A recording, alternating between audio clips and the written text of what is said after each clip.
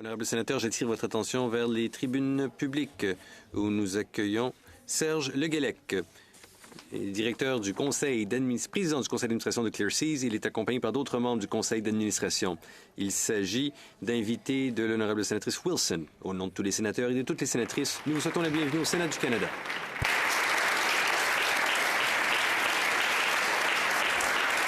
Senator Wilson. Sénatrice Wilson. Sénateur Wilson, plutôt. Je prends la parole aujourd'hui pour vous parler d'un organisme d'une importance capitale pour la diversification commerciale du Canada. Cet organisme, qui s'appelle Clear Seas, est né d'une mission d'études en Norvège que j'ai eu le privilège de diriger dans le cadre de mes fonctions à l'administration portuaire.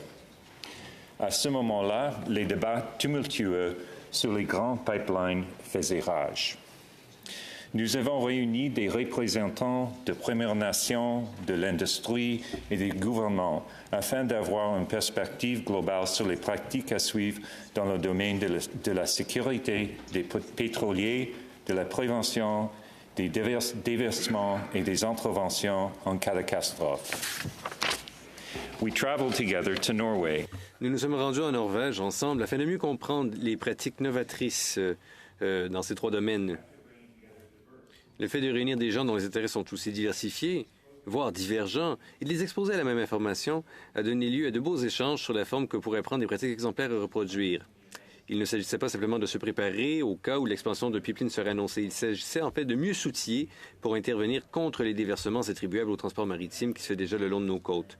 De ce voyage et de cette expérience sociale est née l'idée de ce qui est devenu Clear Seas. Il s'agit d'un organisme canadien à but non lucratif qui fournit des informations factuelles afin de permettre au gouvernement, à l'industrie et au grand public de prendre des décisions éclairées sur les questions liées au transport maritime.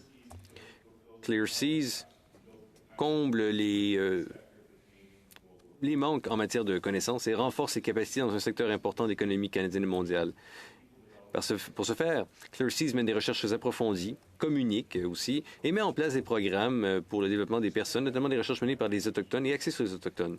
Tout comme lors de cette première mission d'enquête en Norvège, Clear Seas est dirigé par un conseil d'administration diversifié et expérimenté, composé de membres des Premières Nations, du secteur public, des autorités portuaires, de la communauté scientifique et des industries liées au secteur maritime.